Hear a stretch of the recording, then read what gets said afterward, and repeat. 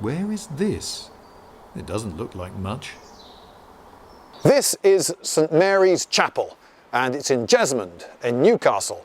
And you may be wondering, why is it called Jesmond? All right, you probably weren't wondering why it's called Jesmond, but the story goes that it is a contraction of Jesus Mount.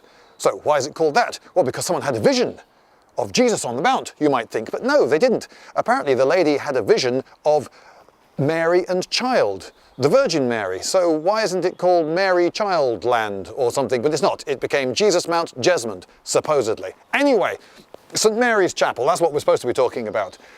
This is a very significant building. This may look to you just like a load of tumble-down old ruins, but there was a time when this was a famous landmark. In fact, this was one of the 3 greatest pilgrimage sites in the whole of Britain. We know this because in 1479, a rector, who we don't seem to have a name for, a rector in Yorkshire, left a will in which he left money for pilgrims to go to the 3 main sites in Britain: St. Paul's, Canterbury, and here, St. Mary's Chapel in Jesmond.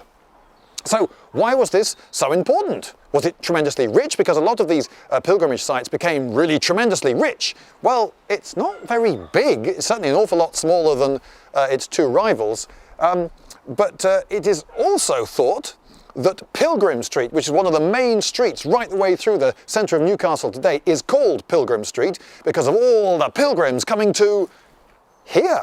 So what was so special about this tiny little chapel? We are told that the pilgrims took their boots off in Pilgrim Street and walked to St. Mary's barefoot. Now, I would love to be able to tell you exactly why this place was so important in the Christian era. The trouble is, I can't. And as far as I can tell, the truth is lost in the mists of time. So I have to guess. Now, Jesmond, which is just down there, has many springs in it. In fact, there's another one, which I'll be showing you later, which is just up there. And some of these were volcanically hot, which is reasonably rare, and springs are quite often pagan shrines. So a Dean with a load of springs in it, sources of water, sources of life springing mysteriously from the earth, lots of big, nice trees in the area. You can imagine that this could be a place of pagan significance. It's very easy to imagine that.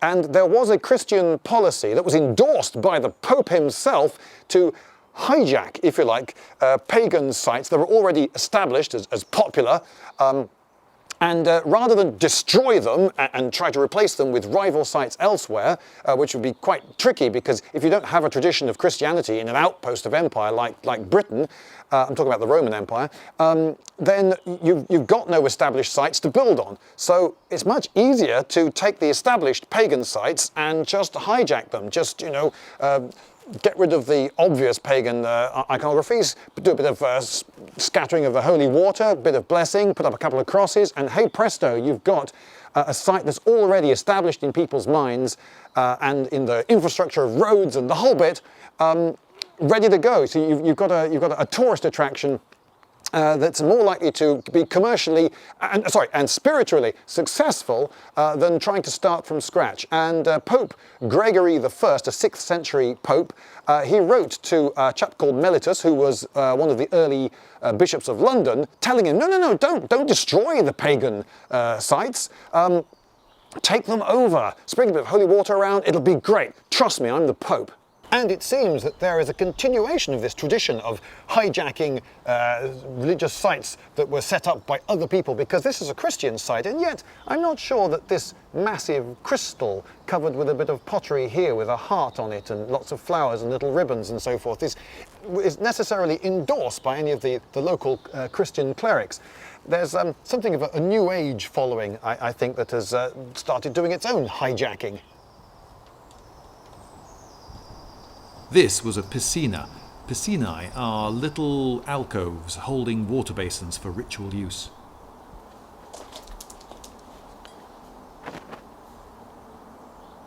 Now, this chapel has had a frankly suspiciously large number of owners. We do know that it was in the possession of the king because Edward VI sold this to Newcastle, the town. It wasn't a city then, in 1549. Now, how did he end up with it? Well, don't forget that his dad, he was the sickly son of Henry VIII, you know, the famous one with all the wives, who's also famous for the dissolution of the monasteries. When he set up the Church of England, he said, oh, that seems to be a very rich monastery. I think the crown should own that. And so he became very rich in grabbing for himself lots of Catholic Church property, and presumably that included this, and so that would make sense why he was able to sell it to the town in 1549 for presumably a reasonably fat profit. It had several owners after that, and it was returned by Lord Armstrong in 1883, who was a massive landowner in this area. Just over there is the Armstrong Bridge. Armstrong was a man who made his fortune inventing all sorts of things, many of which were used in warfare. The Armstrong cannons and hydraulics and so forth, cranes. Oh, amazing guy.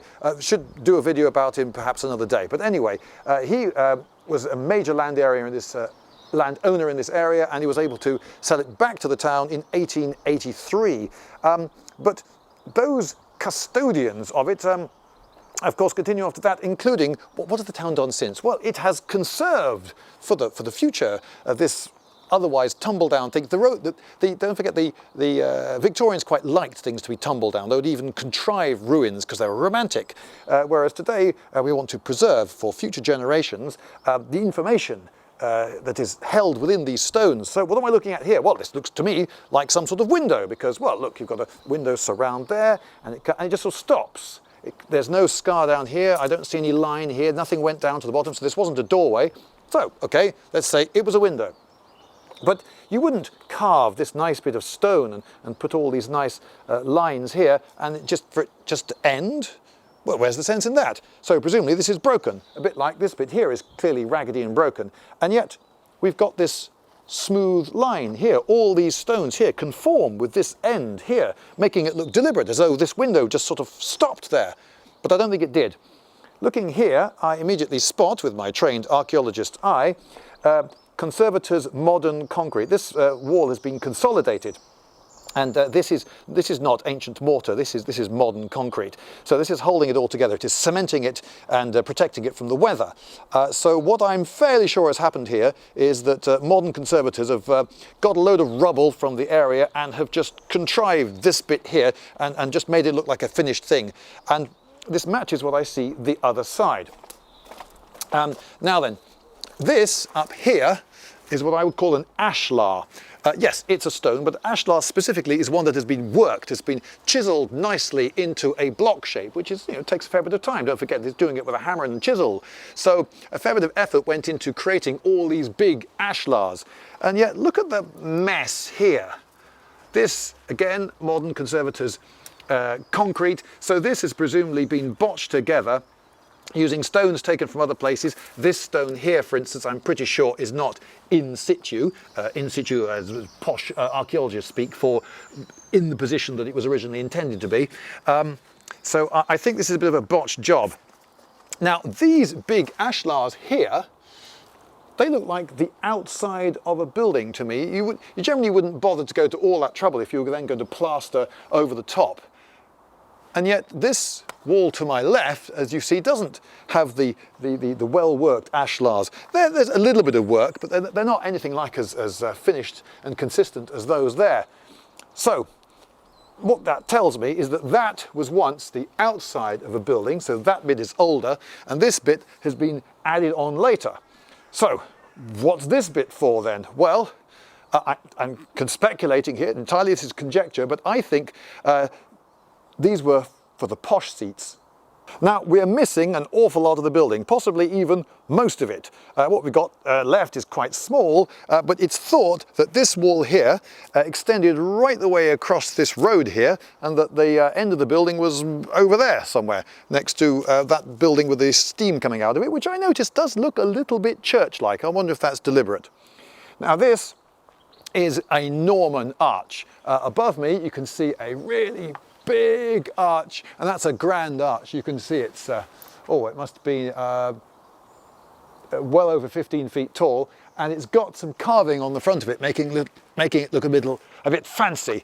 And so that's a characteristic of a Norman arch. And so that would have been a Roman style arch, not coming to a point like a later Gothic arch, but a rounded one. And the size of it shows that this was clearly a chapel to be reckoned with.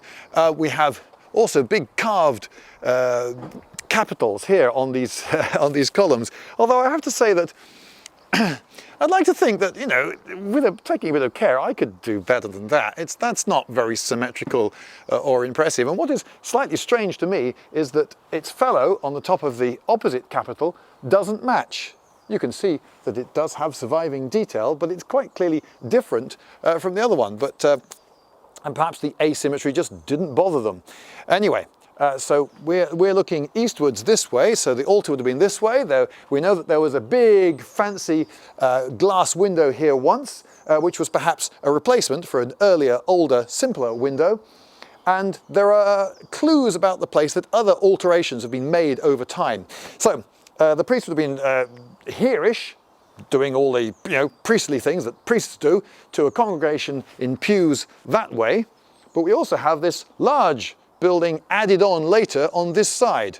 And we can see the beginnings of a pretty big arch here too. Now, I can't see the full extent of it, but if that's the way it starts, it must have been pretty broad. It must have come to at least here or something like that. In which case they would have had a pretty good view. This is not just a vestry off the side where you would expect just a discreet little door. So my guess, and again I'm conjecturing here, is that this is where the posh seats were. And they had their separate entrances, and that the posh people could be witnessing all that was going on without having to mix with the riffraff. Now, there is quite a lean on this wall to my left. It's leaning that way at a slightly worrying angle. But anyway, I draw your attention to this scar here and another here, which happen to match either side of this window quite exactly, and they go right the way down to the ground. So when you see this, quite often that means that there used to be an entranceway. This used to be a doorway, and the doorway got blocked up and they turned it into a window instead. Another possibility here is that there was an old style window, perhaps with a Roman or Norman style semicircular arch, and they wanted to update it to something like this, a funky double-topped Gothic job with a twiddly bit of stained glass, because they were getting richer. A very well-visited site of pilgrimage would get loads of donations and would get really rich. And one way to attract visitors is to have a holy relic. Yes, let's get a holy relic. And it is said that this chapel housed a holy relic that was in some way connected with the Virgin Mary, hence Mary's Chapel. But we don't know what it was or where exactly it came from, or we don't know anything about it at all. So we just have to guess. But it is the case that if you could get a good holy relic, you could attract more visitors. And so in medieval England, there were at least 3, for instance, heads of John the Baptist. So he must have been a pretty extraordinary chap. So anyway, so we're looking at these scars which tell us that this building has been chopped and changed a lot over the years.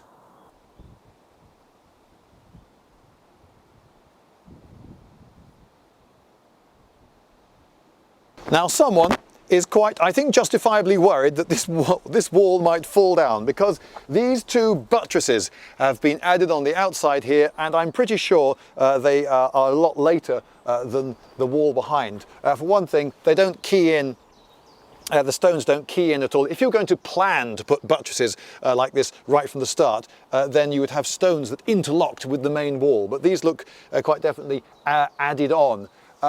This wall is leaning over this way quite visibly, and it does occur to me to perhaps stand here for my own safety. I could do a Buster Keaton, so if this does fall, I'm all going well in the gap.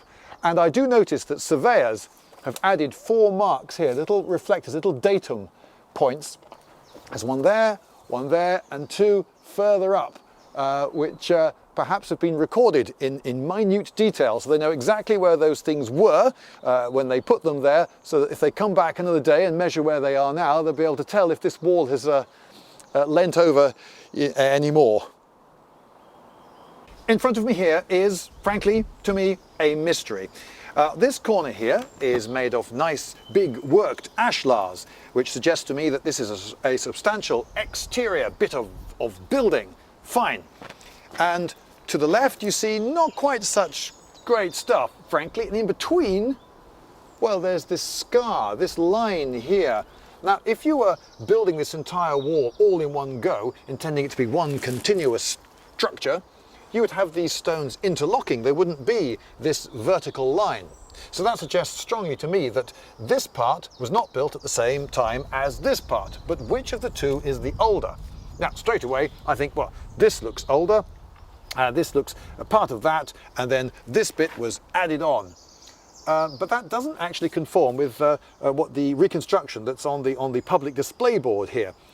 That suggests that this was the older bit of the church and that this was then later added on. I'm not going to say with any authority what's going on here. All I can say is that I've observed this scar line. There's something going on here. There was some change. This, you see here, this bit lines up exactly with the big Norman arch that I showed you earlier. So, in summary then, the nave, where the normal congregation sat, was built around 1120 and had Norman arches, such as this one at the western end. It might have had an altar at the eastern end, but at some point the chancel, a specialist place for the altar, got built. The big Norman arch we see today would have granted a view from the nave to the chancel. Clearly some alteration where the big arch is was made. Some say that the arch was raised by these four courses of stones here. Anyway, later in 1350 to 70 the side chapel was added and apparently a view through a big arch to the altar. In this period of wealth they upgraded the place with Gothic arched windows. Ooh, so pointy. It wasn't all riches though. They had to get funding from the Pope for repairs in 1431.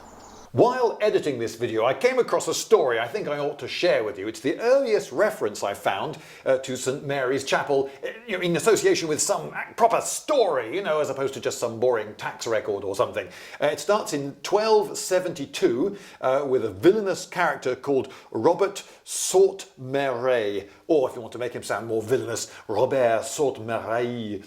He was a Norman cleric. And he had three henchmen with him, the equally villainous sounding Robert de Virily, Simon of Ripon, and William of Punsland, who sounds a bit more English, I admit. Anyway, what did they do? They attacked a Newcastle merchant in broad daylight in the middle of the street, and they broke his head, and they threw him into a stream that was called the Lort Bum, actually, was the way it was spelt in the first source. I think this is possibly a typo, or at least a corruption of burn as in stream. And although possibly bum isn't so out of context here, because l'autre is actually an Old Norse term meaning sort of filth or excrement or something like that. So essentially it's like an open sewer of a stream running through the centre of Newcastle. You might be interested to know that Dean Street today is called Dean Street because it was in a Dean, that is a narrow-sided stream valley, and Dean Street runs, of course, into Grey Street, which goes down towards the quayside, and Grey Street is, of course, the poshest street in Newcastle and one of the finest Georgian streets in, well, anywhere, frankly. So you may be interested to know that the posh Grey Street today is built on a river of poo. Anyway, it got covered over in 1690 odd. Anyway, sorry, back to the story. And he died. James Fleming died, and you could imagine that a lot of people were rather put out by this, but nothing happened. For 2 full years, that gang of hoodlums got away with it until enough fuss was kicked up that one of the judges fined the borough for not bringing this guy to trial. Anyway, so Robert St.Mary was thrown in prison. No, he wasn't thrown in prison, sorry, he was thrown in jail. It's an important distinction. A jail is where you are held pending trial, whereas if you are convicted, then today you are sent to prison as a punishment. Although, of course, in medieval England, there was no prison as a punishment. Anyway, so he was thrown in jail. So you would think, right, justice will be done. But no. And the word used in the original document is procurement. On his procurement, does that mean that he paid them? I don't know. Anyway, 4 more Norman villainous clerics, yes, they were all clerics, broke into the prison at night and got away with him, got him out of there. And what's more, we know all of their names. So presumably people knew damn well who actually did it. Does this mean that they didn't even try to disguise their identities, or that they were carrying out this crime? Anyway, they spirited him away to St. Mary's Chapel, and from there he fled again to Tynemouth, I presume Tynemouth Priory, and claimed sanctuary. Huh? Would you believe it, eh? So it just shows you that these Norman medieval clerics were a fair bit more hearty than their modern Anglican counterparts. Here above me in this doorway is a reassuringly substantial seeming stone lintel. But here is a considerably less reassuring, very old looking piece of wood. It can't possibly be medieval, surely that would have rotted away.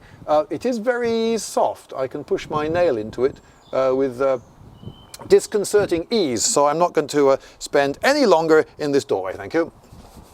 The people who have repaired and consolidated this wall want us to believe that this stone is in situ, that this is one of the original stones. And do we believe them? Should we? I say no, because to my eye, this looks like a Victorian bit of iron railings. This is some park railing here that went in there. You wouldn't put holes like that for supporting a metal rod going up and down if this is to be the bottom of a wall going along like that. This stone is not in situ, say I, but thank you for trying to hold up the rest of the chapel. Now, something odd is also going on here, because I believe that this doorway is in situ, that these stones here are where the builders intended them to be.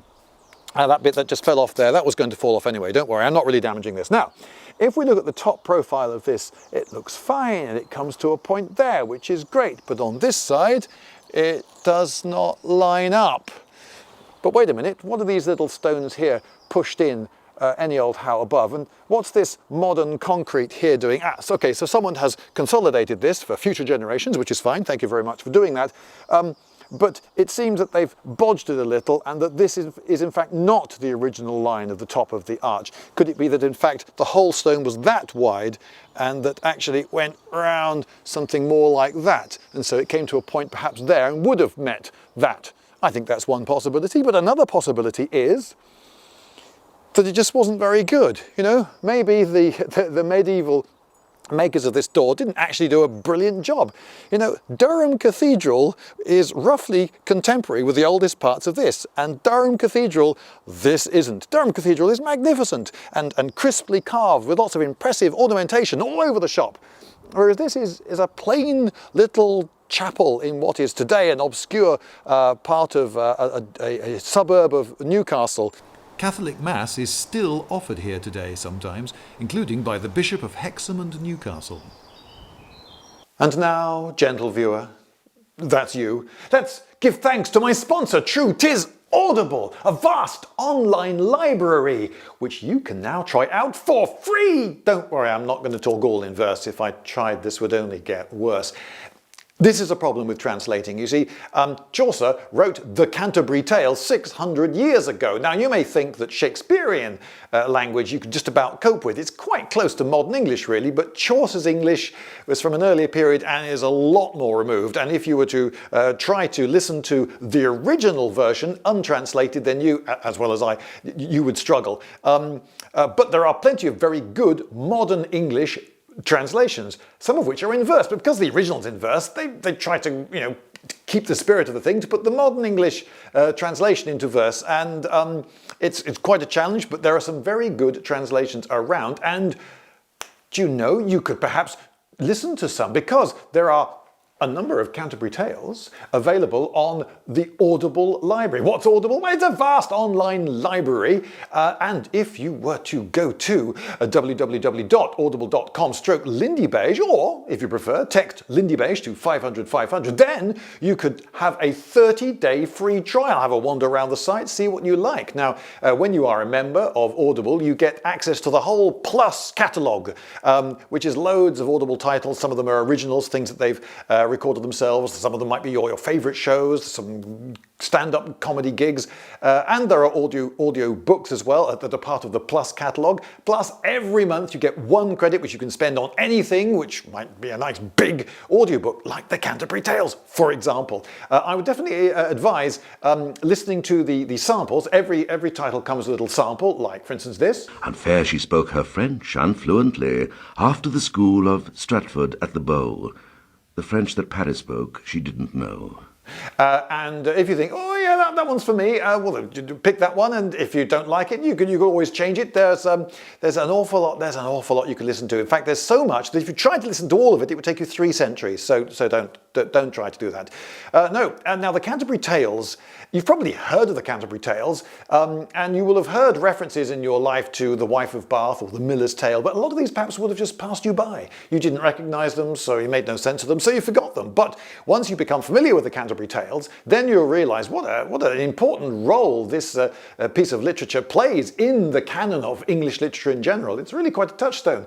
And you'll start hearing, oh, Wife of Bath, Miller's Tale, referred to in song lyrics and people talking on the radio or whatever it is, and you'll be able to think yourself incredibly clever because you have perhaps listened to an audiobook version of the Canterbury Tales. So that's just one possible thing that you might give a go. You might take advantage of your audible trial. Now, the Canterbury Tales, in case you don't know, it's many tales told by various pilgrims on their way to Canterbury, and they are very disparate lot. They're very different characters. If you've got any idea in your head that there's a sort of standard medieval type of person, well, the Canterbury Tales will definitely get rid of that notion.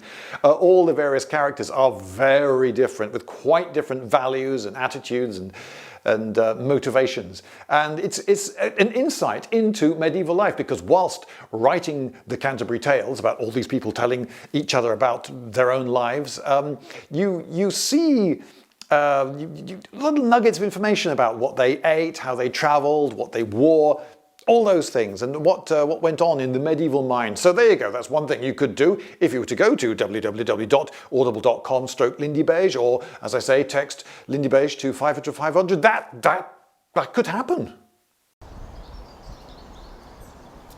Modern stained glass.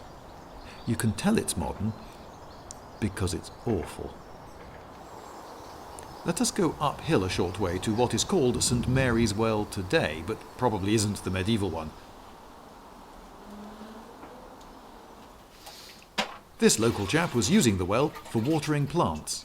So you're getting water for the gardens around here? No, you know them where the Aussie is it restaurants? Yeah. There's like square like bush pieces. Like there's like in a set. And there's like 2 sets of brushes in it where the phone boxes. Right. Yeah. Okay. Yeah, I'm just so it's for putting those. some, just for the dogs, better. Yeah.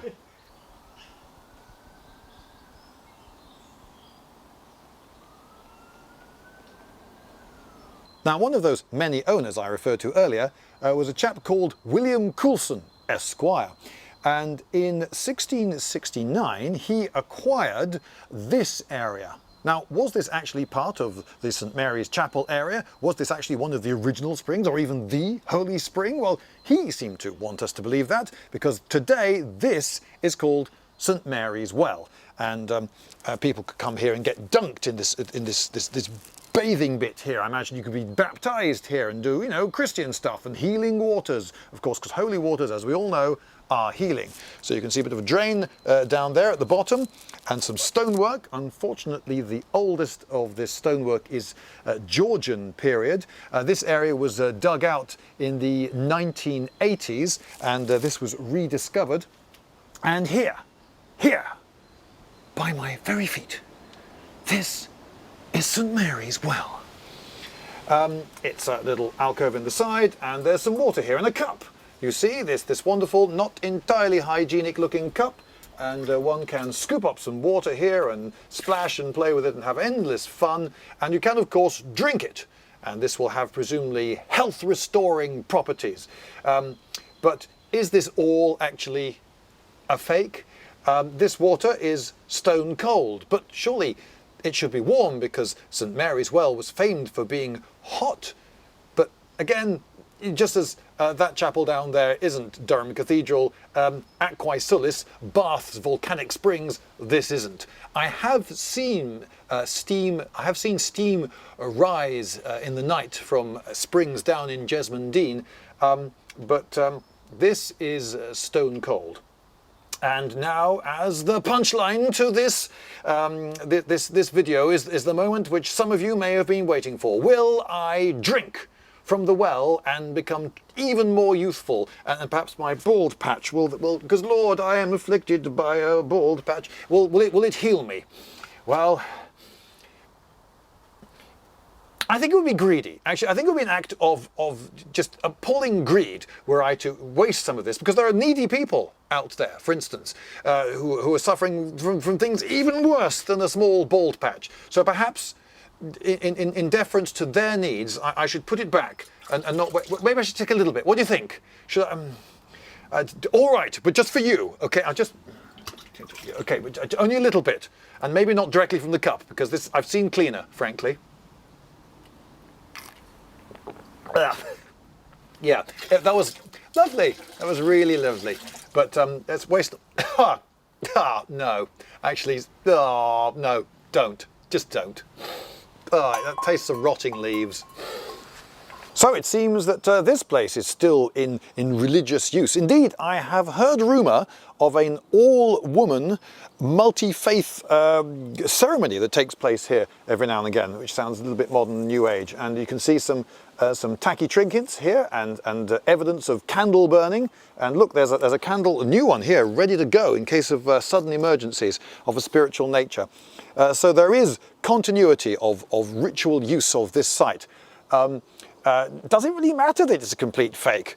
And indeed, can there actually be such a thing as a fake shrine? Because it's a bit like talking about a fake psychic.